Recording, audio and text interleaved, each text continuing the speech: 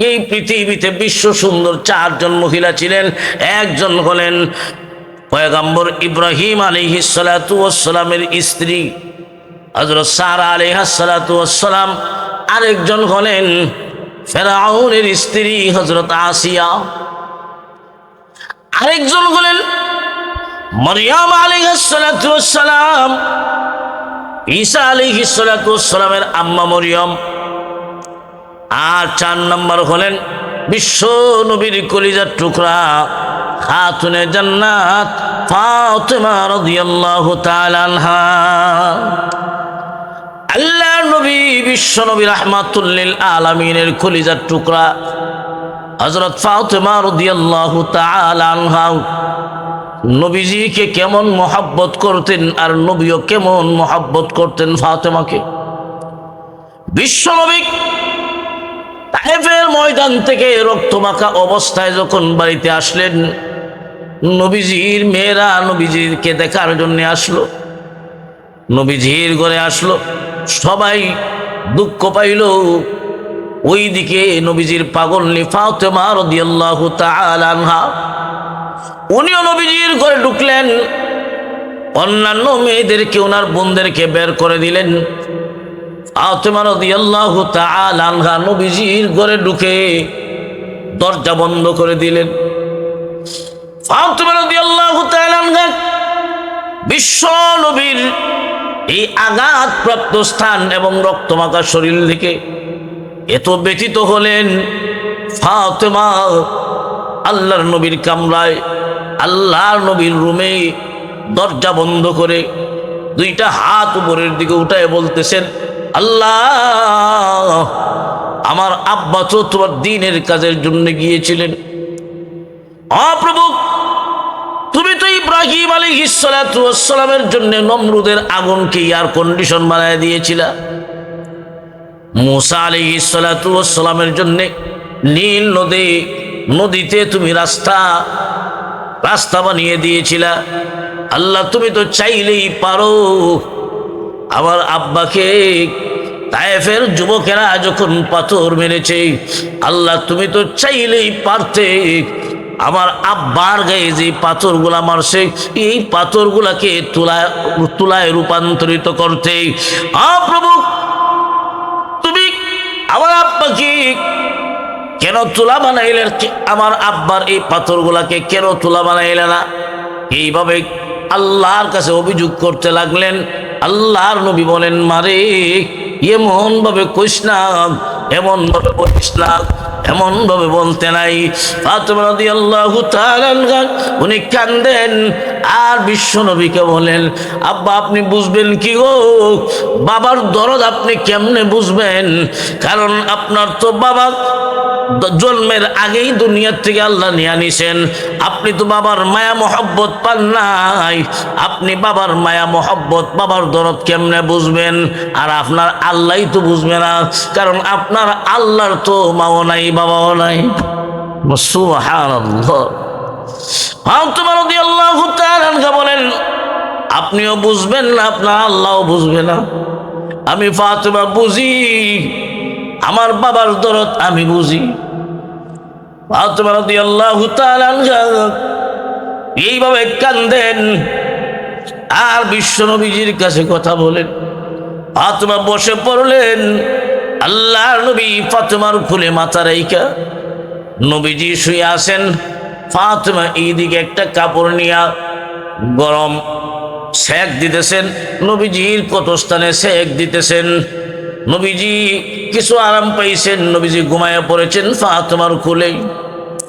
বিশ্ব নবী রাহমাতুল লিল আলামিন ঘুমন্ত ফাতেমার কোলে ঘুমায়া গেছেন। আর এইদিকে ফাতেমা নবীজির কত স্থানে এইভাবে মুছে দেন আর সেক দেন, চোখ থেকে পানি ছেড়ে কান্দে।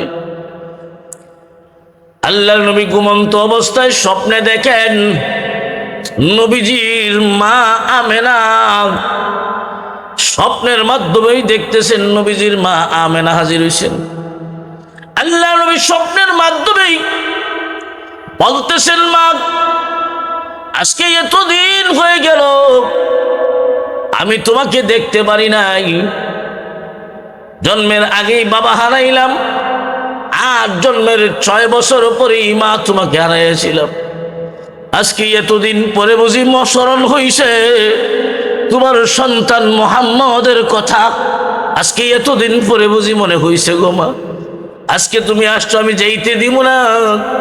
আল্লাহর নবী স্বপ্নের মাধ্যমে আমেনার হাত ধরে ফেললেন, স্বপ্নের মাধ্যমে হাত ধরে ফেললেন, আর বলতেছেন এতদিন পাইলাম মা তোমাকে যেতে দিব না।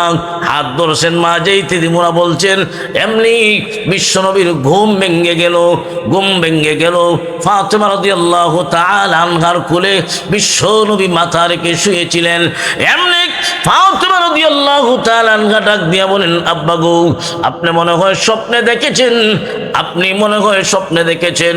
আপনি স্বপ্নে দেখে এইভাবে বলতেছেন, মা এতদিন পরে তুমি আসলা, আমার কথা বুঝি মনে হইল 6 বছর বয়সে তোমাকে হারাইলাম, এতদিন পরে তোমার সন্তান মুহাম্মদের কথা স্মরণ হয়েছে, আজকে যেহেতু পাইছি আর যাইতে দিব না।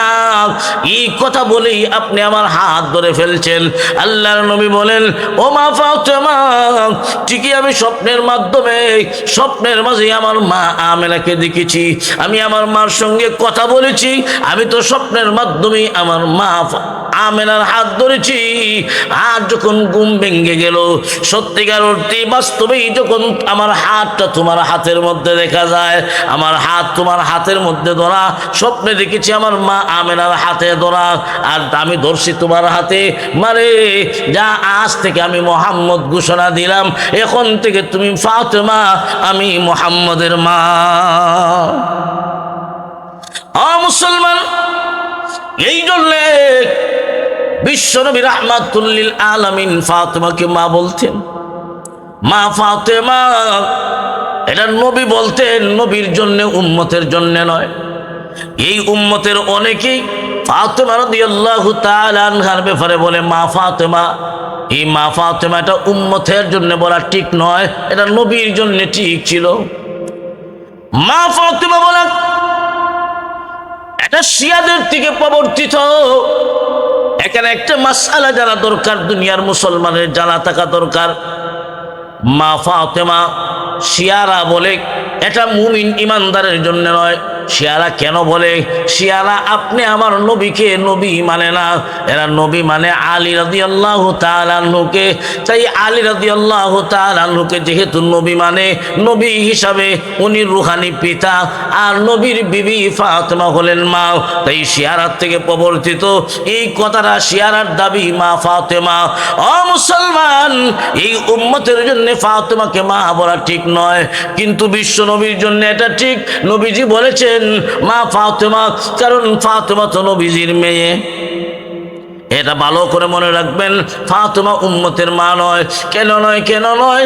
নবী এই উম্মতের রুহানি পিতা, আর নবীর বিবিরা হলেন এই উম্মতের জন্য রুহানি মাতা।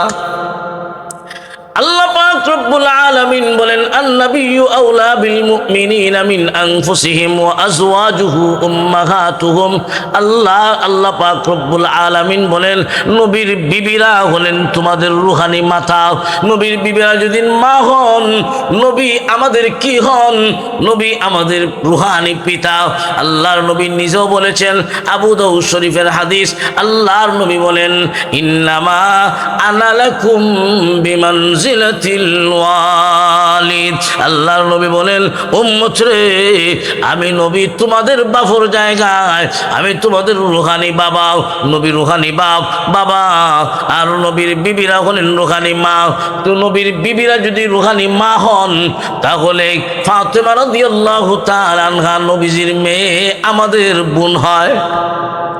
তাই এই কথাটা খুব ভালো করে মনে রাখবেন, ফাতেমাকে এই উম্মতের জন্য উম্মতের মা বলা ঠিক নয়।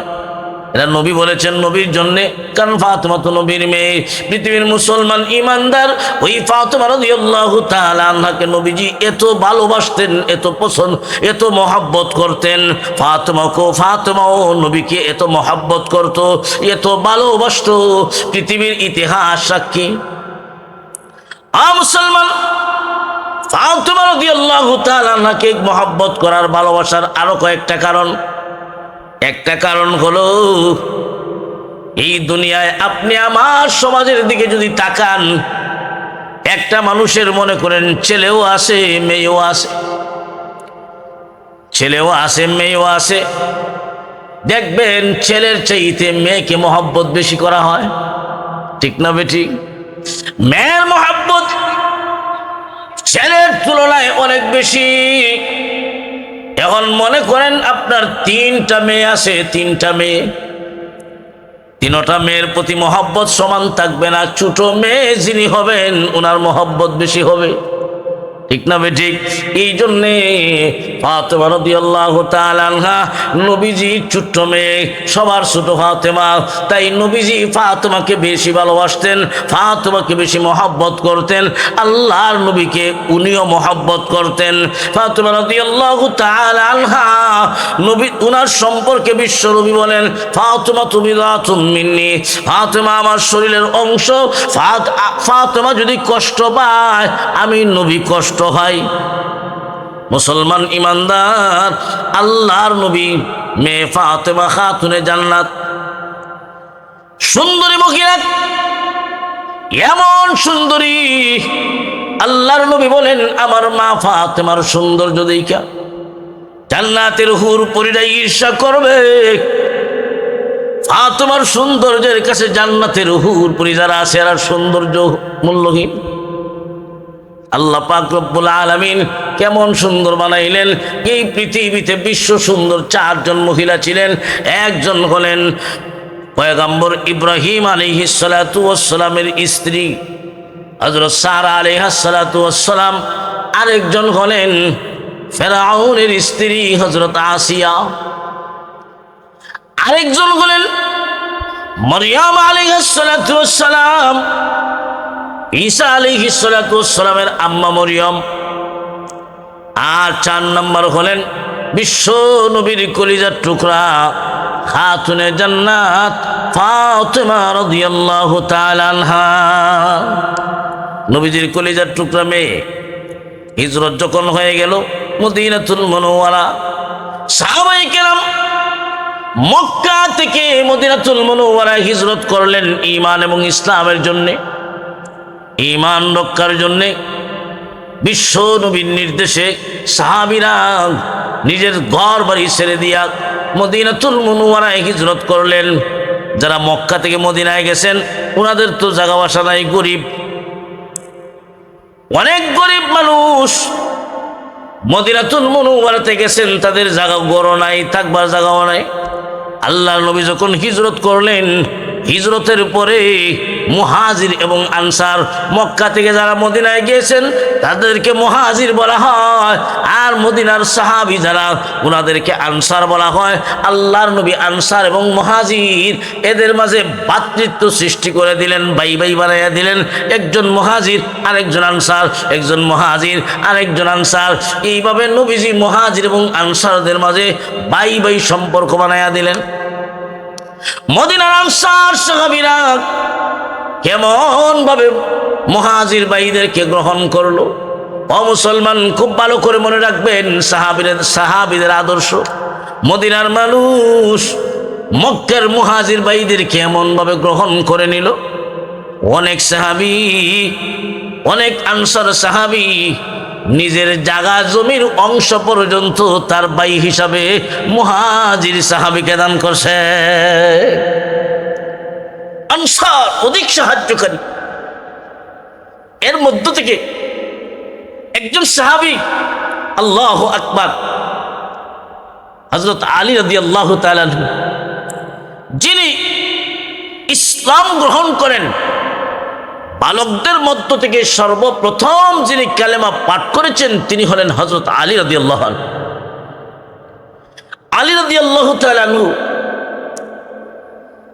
খুব বুদ্ধিমান, নবীজির দামাত, কিছুই নাই, গরিব, নবীর ঘরে থাকেন, নবীর ঘরে খান।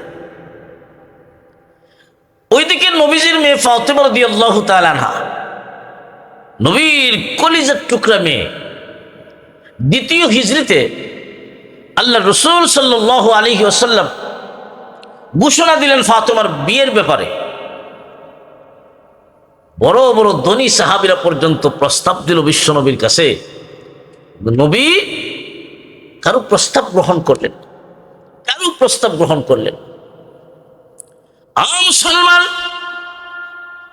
ধনী ধনী সাহাবীরা, রাজা বাদশাহরা পর্যন্ত ফাতেমাকে বিয়ার প্রস্তাব দিল, নবী কারো প্রস্তাব গ্রহণ করে না।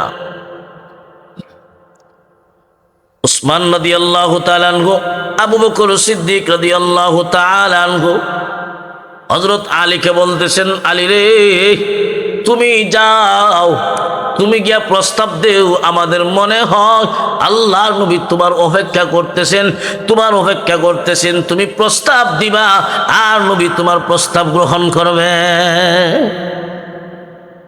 হযরত আলী রাদিয়াল্লাহু তাআলা সাহস পান না, আমি কেমনে যাই, আমি কিভাবে যাব, আমার নিজেরই তো থাকবার জায়গা নাই।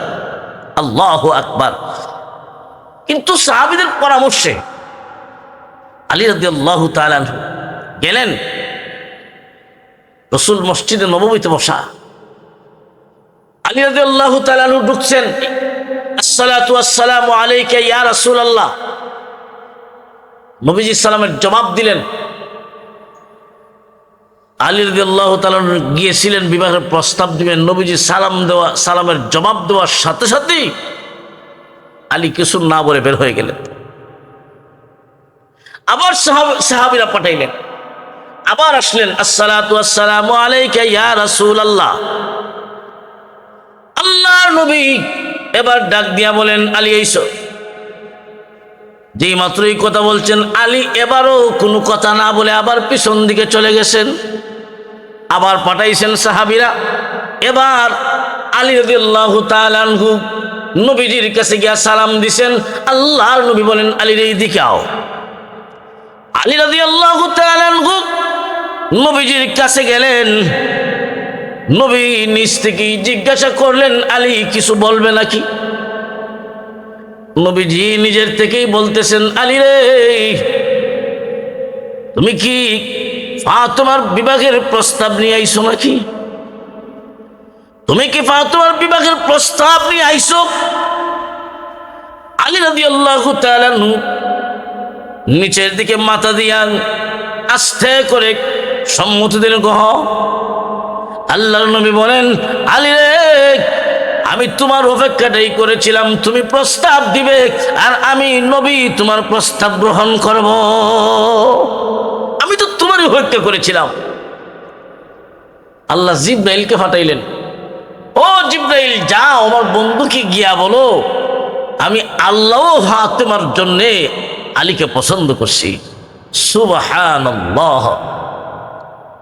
কেমন মহিলা, খাতুনে জান্নাত ফাতেমা রাদিয়াল্লাহু তাআলা আনহা, নবীর কলিজার টুকরা মেয়ে, নবী যাকে ভালোবাসতেন, মহব্বত করতেন, ওই ফাতেমা রাদিয়াল্লাহু তাআলা আনহা দু জাহানের সর্দারের মেয়ে, বিশ্বনবীর মেয়ে, এত সুন্দরী হওয়ার পরেও নবীজি চাইলে পারতেন ধনী সাহাবীদের কাছে বিবাহ দিতেন, কিন্তু নবী আলীর কাছে দিলেন। এটা আল্লাহর পছন্দ। সুবহানাল্লাহ। আল্লাহ পছন্দ করছেন। আলী রাদিয়াল্লাহু তাআলা আনহু গরীব মানুষ, থাকার মতো জায়গা নাই, ঘর নাই। নবী জিজ্ঞাসা করলেন, আলী, তুমি যে বিয়া করবা, মোহর দিবা কি? মোহর আছে কি? আলী রাদিয়াল্লাহু তাআলা আনহু বলেন, ইয়া রাসূলুল্লাহ, ইয়া হাবিবাল্লাহ, মোহর দেওয়ার মতো তো কিছুই নাই, আমার কাছে তিনটা জিনিস আছে। বদরের যুদ্ধে গনিমতের মাল থেকে আপনি যে আমাকে লোহার একটা জাররা পোশাক দিয়েছিলেন, একটা হেলমেট আর তলোয়ার, এই তিনটা জিনিসই আছে। কেমন গরিব মানুষ ও মুসলমান, এত গরিবের কাছে আল্লাহর নবী তার এত সুন্দরী মেয়ে ফাতেমা রাদিয়াল্লাহু তাআলা আনহা, নবীর কলিজার টুকরা মেয়ে, দু জাহানের সর্দারের মেয়ে ফাতেমাকে বিয়া দিলেন। আলী রাদিয়াল্লাহু তাআলা এত গরিব হওয়ার পরও নবী বিবাহ দিলেন। আজকে আমরা আমাদের মেয়ে যদি বিবাহ দিতে চাই, আমরা তালাশ করি সম্পদ কার বেশি। মুসলমান ইমানদার খুব ভালো করে মনে রাখবেন, ভালো করে মনে রাখবেন, ধনী হইলেই উপযুক্ত নয়, পয়সা হইলেই উপযুক্ত নয়। আপনি আপনার মেয়ের জন্য এমন একজন দিনদার স্বামী নির্বাচন করবেন, দিনদার জামাই দিবেন। আল্লাহর নবী বলেন, হে উম্মত, তুমি যদি তোমার মেয়েদেরকে দিন শিক্ষা দাও, দিন শিক্ষা দাও, দিনই তালিম শিক্ষা দাও, দিনই তালিম দিয়া তোমার মেয়েকে যদি একজন দিনদারের হাতে উঠাইয়া দিতে পারো, আল্লাহর নবী বলেন ওই মা বাবার জন্য মহান আল্লাহ জান্নাত ওয়াজিব করে দেয়। যে তোমার মেয়ে যদি হয় আর মেয়েকে যদি দিনদারি শিখাই আরেকজন দিনদারের হাতে বিয়ে দিতে পারো, আল্লাহ পাক রব্বুল আলামিন ওই মা বাবার জন্য জান্নাত ওয়াজিব করে দেয়।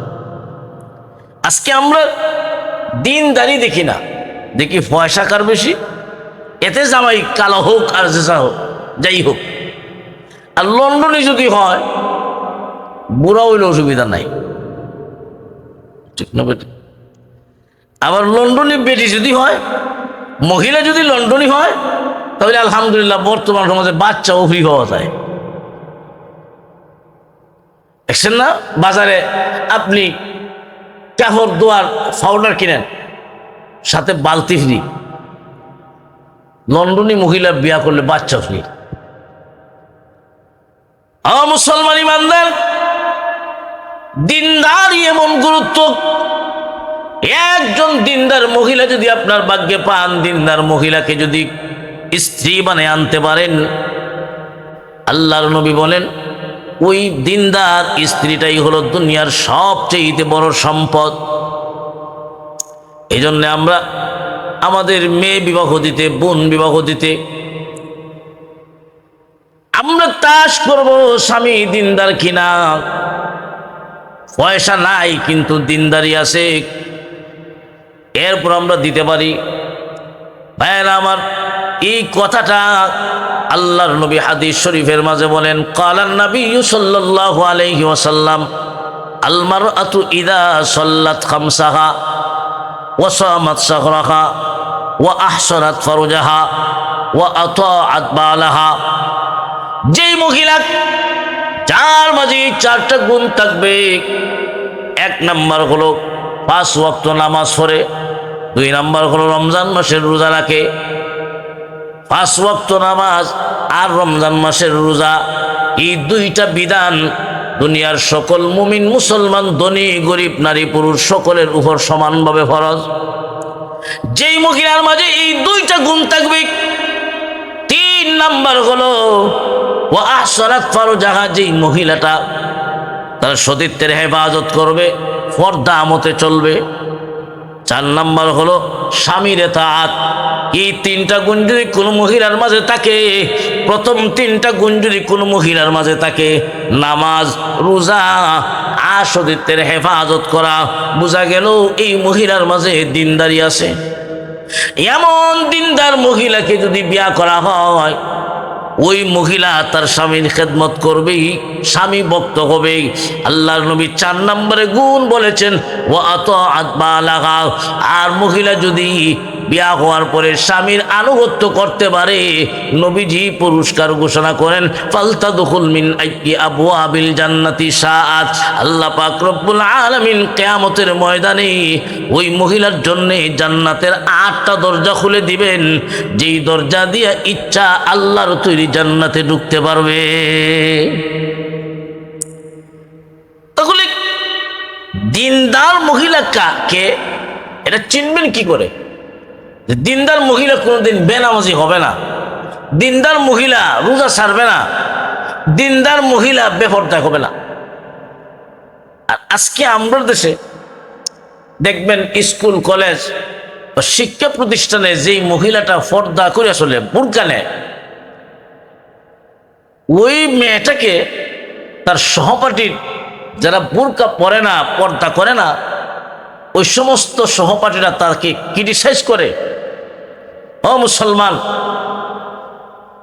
এটা নিজের স্বার্থের বেলায় আজকে আমরা তুচ্ছ তাচ্ছিল্য করি। বাস্তবিক প্রয়োজনের সময় সঠিকটাই মুসলমান বুঝে। যেমন একটা উদাহরণ দিয়ে বলি, যেমন মনে করেন আপনি যখন লেখাপড়া করছেন, আপনার সাথে 10টা মেয়ে ছিল, এর মধ্যে 2টা মেয়ে স্কুলের ওই কোনা দিয়ে বলে, বোরকা পরন নেই, কারোর সাথে কথা বলে না, তাদের কোনো বন্ধুও নাই, ফ্রেন্ডশিপও নাই। আর 8টা মেয়ে আলহামদুলিল্লাহ ক্লাসের সব ছেলে যারা আছে সব তারা ফ্রেন্ডশিপ, একসাথে চলাফেরা, একসাথে রাস্তায় বের হওয়া। তখন ওই 2টা মেয়েকে নিয়ে ক্লাসের অন্যান্য ছেলে মেয়েরা ক্রিটিসাইজ করে যে এটা আনকালচার, সামাজিক না। ঠিক না বেটি? সামাজিক না। পড়ালেখার জীবন শেষ, তখন মনে করেন আপনার বড় ভাই বিদেশ থেকে আসছেন, আর আপনার কোনো একজন পড়ালেখার সাথী একটা মেয়ে, আপনার ফ্রেন্ডশিপ যার সাথে ছিল, এমন মেয়ে সম্পর্কে যদি প্রস্তাব দেয়, তখন জিগায় অমুককে চিনস কি? তখন ওই ভাইটা আরে সর্বনাশ, এই মেয়েটা তো আমার সাথেই লেখাপড়া করছে। না না, কত ছেলের সাথে যে তার সম্পর্ক ছিল। ওই ভাইয়ের জন্য যদি ওই 2টা মেয়ে, যে 2টা মেয়েকে 10 বছর আগে উনি আনকালচার বলছিল, ওই 2টা মেয়ের কোনো একটা সম্পর্কে যদি বিবাহের আলাপ দেওয়া হয়, আর তাকে যদি জিজ্ঞাসা করা হয় অমুকের মেয়ে অমুক, তুমি কি চিনো? তখন হ্যাঁ খুব ভালো, মেয়েটা খুব ভালো, আমরা সবাই লেখাপড়া করছে, কারোর সাথে কোনো কথা বলে না, কোনো ছেলেদের সাথে কথা বলে না, হ্যাঁ মেয়েটা খুব ভালো। ঠিক না বেটি? ঠিক এই কথাটা মানুষ নিজের প্রয়োজনে সত্যিরা ঠিকই বোঝে। 10 বছর আগে পড়ালেখার সময় যিনি পর্দা করছে, যিনি দ্বীনের উপরে চলছে, ওই মেয়েটাকে মানুষ আনকালচার বলে, অসামাজিক বলে। কিন্তু নিজের প্রয়োজনে যখন এই মেয়েটাকে নিতে হয়, নিজের যখন প্রয়োজন হয়, তখন দেখা যায় ওই 2টা মেয়ে যাকে অসামাজিক বলেছিল তাকেই নিতে চায়। আর 10 বছর আগে যাদের সাথে সময় কাটাইলো এরা নেয় না। এটা হলো আমাদের অবস্থা। এই জন্য ভাই, দিনদারির মূল্য অনেক বেশি, অনেক বেশি। এই জন্য সবসময় দিনদারিকে গুরুত্ব দিবেন। রাসূল নবীর মেয়ে ফাতিমা রাদিয়াল্লাহু তাআলা আনহা, ওনার মাঝে কেমন দিনদারি ছিল, কেমন দিনদারি ছিল! আল্লাহু আকবার! যার দিনদারির উপর খুশি হইয়া আল্লাহ পাক রব্বুল আলামিন নবীজির মাধ্যমে সুসংবাদ দিয়েছেন, সাইয়্যিদাতুন নিসাই আহলিল জান্নাহ, জান্নাতে মহিলাদের লিডার। দিনদারির কারণে, নবীর মেয়ে হওয়ার কারণে নয়, স্বজন প্রীতি করে নয়, ফাতেমার আমলের কারণে আল্লাহ পাক খুশি হয়েছেন। খাতুনে জান্নাত, জান্নাতের সার্টিফিকেট প্রাপ্ত সাহাবী, যিনি জান্নাতের মহিলাদের সর্দারনি হবেন। আর নবীজি এমন ব্যক্তির হাতে গরিব হোক উঠাইয়া দিছেন, আল্লাহু আকবার! যিনি জান্নাতের সার্টিফিকেট প্রাপ্ত সাহাবী, প্রথম ইসলাম গ্রহণকারী আলী রাদিয়াল্লাহু তাআলা আনহু, যার সম্পর্কে নবীজি বলেন আনা মদিনাতুল ইলমি ওয়া আলীউন বাবুহা, আমি ইলমের শহর, আর এই ইলমের দরজা হইছে আমার আলী। আর আলী রাদিয়াল্লাহু তাআলা আনহু, এক একজন সাহাবীর এক একটা গুণ ছিল। প্রতি জুমার খুতবাতে এই হাদিসটা পাঠ করা হয়, আরহামু উম্মতি বি উম্মতি আবু বকর ওয়া আশাদুহুম ফি আমরিল্লাহি উমর ওয়া আসদাকুহুম হায়াআন উসমান ওয়া আকদাহুম আলী। এক একজন সাহাবীর এক একটা গুণ বর্ণনা করেছেন। আল্লাহর নবী বলেন আরহামু উম্মতি বি উম্মতি আবু বকর, আমার উম্মতের মাঝে রহমওয়ালা, অতি দয়ালু হলেন আবু বকর সিদ্দিক রাদিয়াল্লাহু তাআলা। আরহামু উম্মতি বি উম্মতি আবু বকর ওয়া আশাদুহুম ফি আমরিল্লাহি উমর, আর আল্লাহর হুকুম বাস্তবায়নের বেলায় উমর খুব কঠোর। আল্লাহর হুকুম বাস্তবায়নের বেলায় উমর খুব কঠোর। وأشدهم في أمر الله عمر وأصدقهم حياء عثمان আর লজ্জাশীলতায় আমার উসমান বড় লাজুক, উসমান বড় লাজুক। আর আলী রাদিয়াল্লাহু তাআলা আনহুর ব্যাপারে নবীজি বলেন ওয়া আকদাহুম আলী, বিচারের ফয়সালার ব্যাপারে হযরত আলী অগ্রগামী। সুবহানাল্লাহ। আলী রাদিয়াল্লাহু তাআলা আনহু বিচারের ফয়সালার ব্যাপারে যে অগ্রগামী। বুদ্ধি কম না বেশি? অনেক বুদ্ধি, অনেক বুদ্ধি। এই সমাজেও দেখবেন লম্বা মানুষ যারা, এদেরকে সমাজে ডগা, মানে কিছু বুঝে না যে আরবি পাবার বুদ্ধিমান আছে। অধিকাংশ লম্বা যারা লম্বা মানুষ দেখবেন খুব সিধা। উমর সারা, কেন? উমরও লম্বা ছিলেন। আর প্রত্যেক বাট্টি মানুষের খুব বুদ্ধিমান। ঠিক তবে ঠিক সমাজে এমন আসে না? নাই সে ও ভাই। হযরত আলী ছিলেন খাটো, বুদ্ধিমান, খুব বুদ্ধি। আল্লাহু আকবার। আলী রাদিয়াল্লাহু তাআলা আনহু শাসনামলে একজন মহিলার বিচার আসলো যে ওই মহিলার গর্ভে 6 মাসে বাচ্চা জন্ম হইল। তখন এই বাচ্চাটা স্বামীর বিয়ের 6 মাস পরে যখন বাচ্চা হইল, ওই বাচ্চাটা ওই স্বামীর না ওই বাচ্চাটা অবৈধ? এই বিচার যখন আসলো, সবাই সিদ্ধান্ত দিছেন, মতামত পেশ করছেন যে 6 মাসে তো বাচ্চা হইতে পারে না, সুতরাং এই বাচ্চাটা এই স্বামীর না। কিন্তু যেহেতু ওই স্বামীর বিছানায় জন্মগ্রহণ করেছে, এই বিধান অনুযায়ী আল ওয়ালাদু লিল ফিরাশ, যার বিছানায় জন্ম হয় তারই। এখন আলী রাদিয়াল্লাহু তাআলা আনহু কেমন বিচারক ছিলেন! আল্লাহু আকবার। আলী রাদিয়াল্লাহু তাআলা আনহু বলেন না, এই বাচ্চাটা এই স্বামীরই। কেমনে?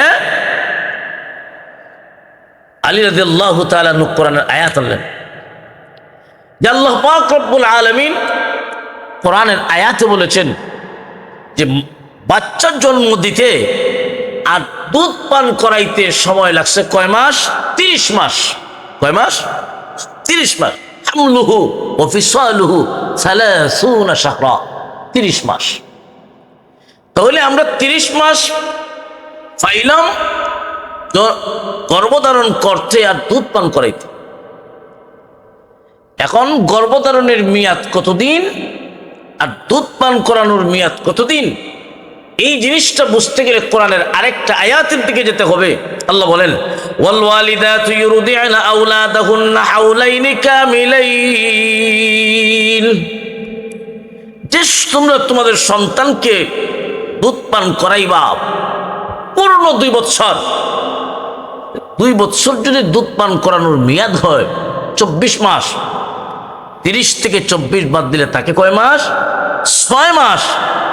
আলী রাদিয়াল্লাহু তাআলা আনহু কোরআনের এই 2 আয়াতের মাধ্যমে ফয়সালা দিয়ে দিলেন, একটা সন্তান মায়ের গর্ভে, সন্তান তার বডি পরিপূর্ণতায় পৌঁছতে 6 মাসেও বাচ্চা হতে পারে। আজকে আমাদের সমাজে দেখবেন একটা প্রথা প্রচলিত আছে যে 7 মাস 8 মাসে যদি সন্তান জন্ম হয়, তখন অনেক মহিলারা একে অন্যের কাছে বলা বলি করে যে এই বাচ্চাটা মহিলা বিয়ার আগে কার কাছ থেকে নিয়ে এসে। নাউজুবিল্লাহি মিন যালিক। ও মা বোনেরা, এমন এমন কথা কারো ব্যাপারে বলবেন না। সাবধান, সাবধান। আপনি এমন ধারণা করে একটা ভালো মহিলাকে তার উপর অপবাদ দিলেন, এই অপবাদ দেওয়া কবিরা গুনাহ। আল্লাহ পাক রব্বুল আলামিন আমাদের সবাইকে এইগুলোর থেকে হেফাজত করুক। সকলে বলুন আমিন।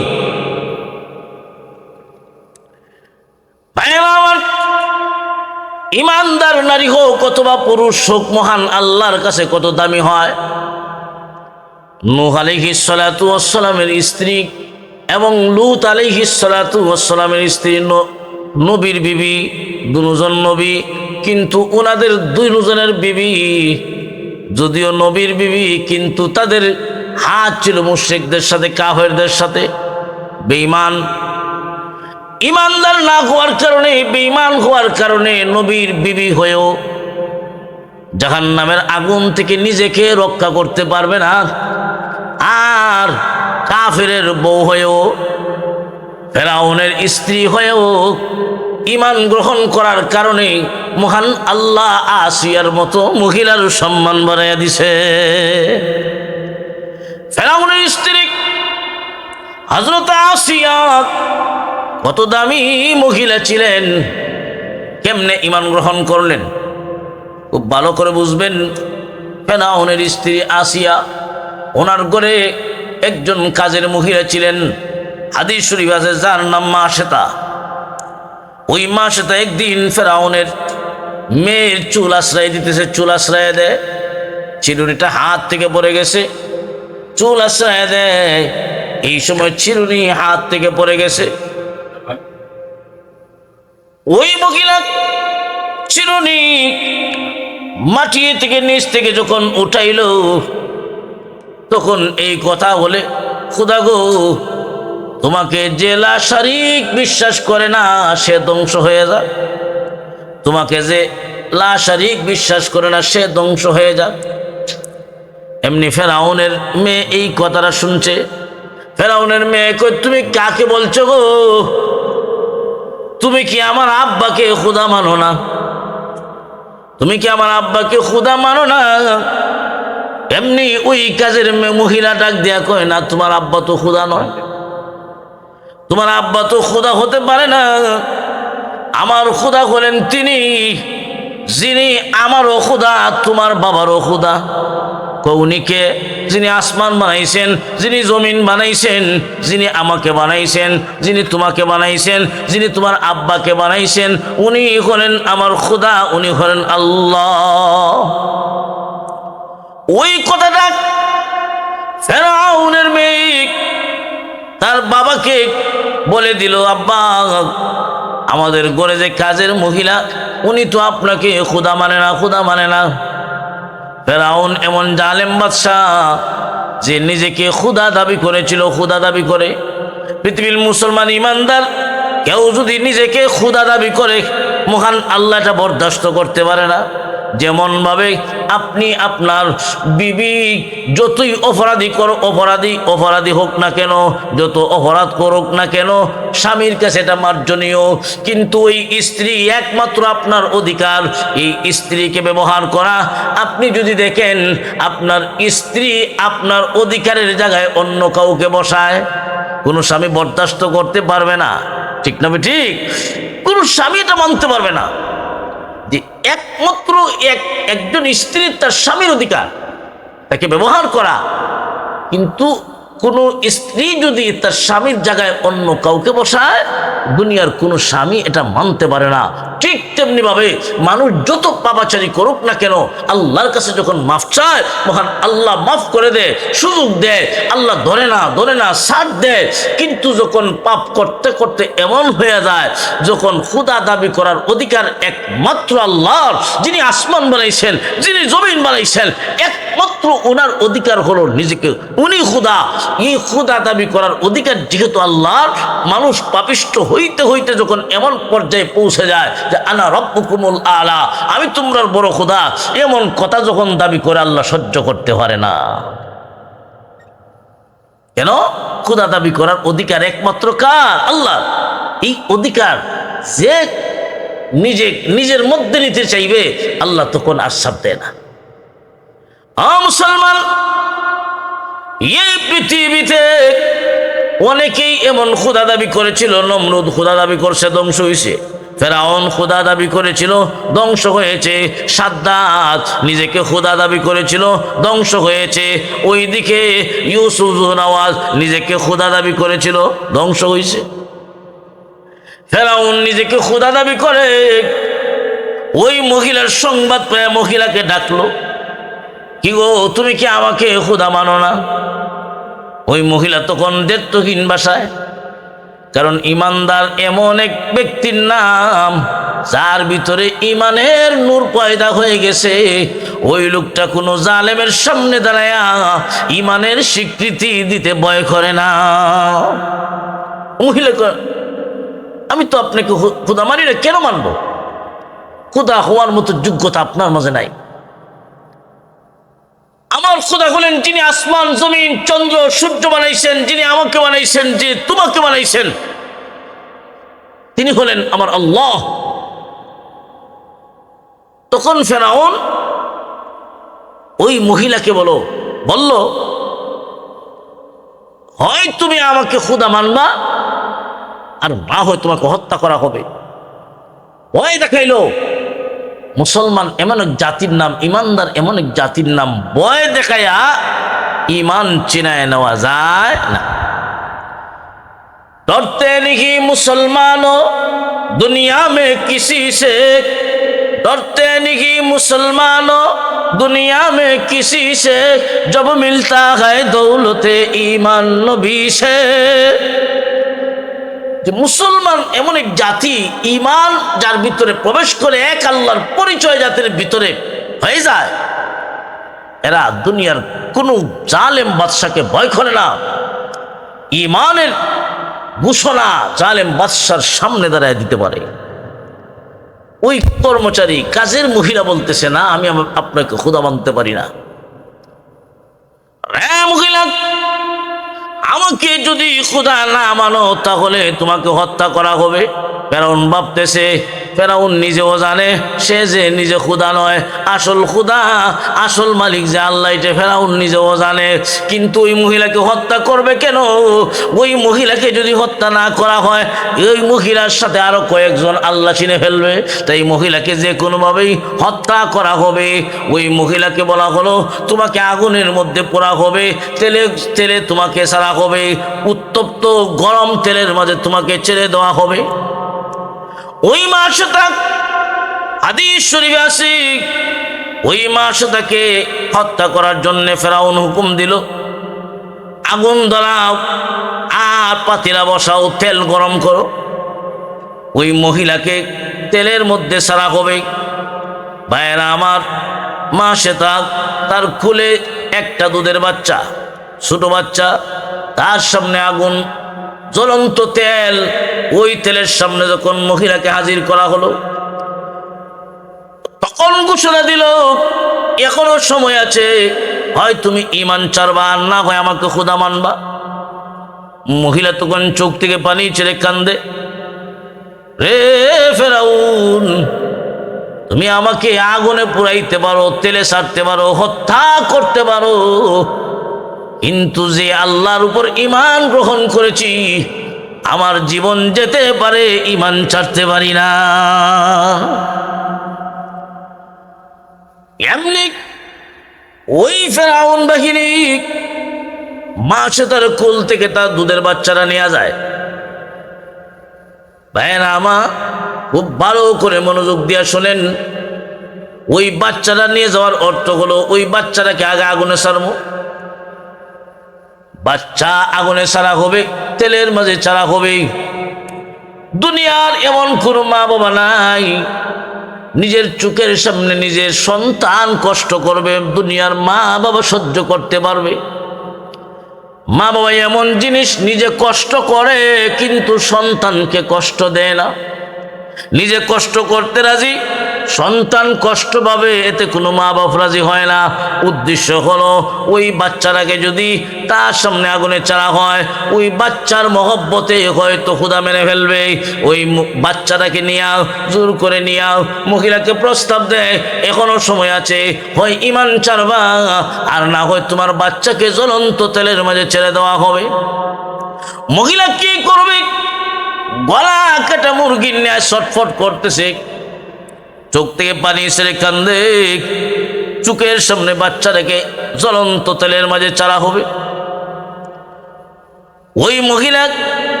মহিলা যেই মহিলাটা ফেরাউনের ঘরের কর্মচারী ছিল, কাজের মহিলা ছিল, যার ভিতরে এক আল্লাহর পরিচয় ছিল, তার বাচ্চাটাকে যখন নেওয়া হলো, আগুনে ছাড়বে, আগুনে যেই মাত্র ছেড়ে দিল, মহান আল্লাহ ওই বাচ্চাটার জবান খুলে দিলেন, ওই বাচ্চাটার জবান খুলে দিলেন। ওই বাচ্চারা ডাক দিয়া কয়, ইয়া উম্মা ইসবিরি ফা ইন্নাকি আলাল হক। মাগো, আপনি কান্দেন না, চোখের পানি মুছে ফেলুন, নিশ্চয় আপনি সত্য ধর্মের উপর আছেন গো মা। ওই যে যদিও আগুন দেখা যায়, জ্বলন্ত তেল দেখা যায়, মাগো আমি দেখতেছি মহান আল্লাহ তার তৈরি জান্নাত আমার চোখের সামনে তুলে ধরছে। ও মা, ঘাবড়ায়েন না, চিন্তার কোনো কারণ নাই। আগুনে জাপায়া পড়েন, তেলে জাপায়া পড়েন গো মা, পড়তে দেরি হবে, আল্লাহর তৈরি জান্নাতে যাইতে দেরি হবে না। ও মুসলমান, মেয়েকে ছাড়া হলো, ওই মাকেও ছাড়া হলো। মাকে তেলে ফেলানোর আগে একটা ওসিয়ত করে গেল ফেরাউন রে, আমি এবং আমার বাচ্চা দুজনের হাড় একত্রিত কইরা এক জায়গায় দাফন করবা। এই জন্য দেখবেন ফাঁসির কোনো আসামি যদি হয়, ফাঁসি দেওয়ার আগে তার ইচ্ছা পূরণের জন্য প্রস্তাব দেওয়া হয়, তোমার চাহিদা কিছু আছে কি, তোমার মনে কি চায়, খাওয়ান চাই খাবার চাইলে খাবার, তাকে আগে কিছু প্রস্তাব দেওয়া হয়, মনের চাহিদা পূরণ করা হয়। যেহেতু ওই মহিলা মারাই যাবে, তার ওসিয়ত অবশ্যই রাখা হবে। ওসিয়ত করে গেল, আমি এবং আমার মেয়ে আমাদের দুজনের হাতটা একত্রিত কইরা এক জায়গায় দাফন করবা। কেন জানোসনি? মহিলার উদ্দেশ্য হলো, আমি এবং আমার সন্তানের হাত যদি এক জায়গায় জমা হয়, এক জায়গায় দাফন করা হয়, কিয়ামতের কঠিন ময়দানে আমি আমার সন্তান নিয়ে আল্লাহর আদালতে হাজিরা দিব। আমি আমার সন্তানটা নিয়ে উঠব। ফেরাউনের স্ত্রী আসিয়া যখন এই দৃশ্যটা দেখলো, যে একটা মা তার চোখের সামনে তার সন্তানকে আগুনে ফেলানো হবে, আর ওই মহিলাটা তার মতের উপরেই ইস্তেকামত থাকবে, অটল থাকবে, এটা হতে পারে না। নিশ্চয় নিশ্চয় ওই মহিলা যেই রব বিশ্বাস করত, যেই রবের উপর ঈমান গ্রহণ করেছিল, নিশ্চয় এই মহিলার রব সত্য রব। তখন ফেরাউনের স্ত্রী আসিয়া মনে এই কথাটা যখন জাগলো যে ফেরাউন আমার স্বামী খুদা নয়, আমার স্বামী খুদা হতে পারে না, আসল খুদা তো হলেন আল্লাহ, তখন ফেরাউনের স্ত্রী আসিয়াও ঈমান গ্রহণ করলো। সুবহানাল্লাহ, যে ফেরাউনের স্ত্রী আসিয়া লা শারিক আল্লাহর উপর বিশ্বাস করল। ফেরাউনের উদ্দেশ্য ছিল ওই মহিলাকে যদি মারে, তাহলে এই জগতে আর কেউ ইমানদার আল্লাহর পরিচয় জানবেও না, সে নিজেই খোদা থাকবে। কিন্তু আল্লাহ পাক রব্বুল আলামিন তার উদ্দেশ্য উল্টা বানায় দিয়েছেন। কেমনে?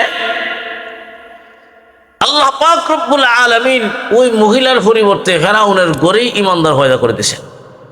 শুরু হলো আসিয়ার উপর নির্যাতন, শ্বশুর বাড়ির বিচার, যে আপনারা আপনাদের মেয়েকে বুঝান যে আমাকে খুদা যদি মানে, তাহলে আমি খুদা, আমার বউ তো খুদি, খুদার বউ খুদি, আপনারা বুঝান।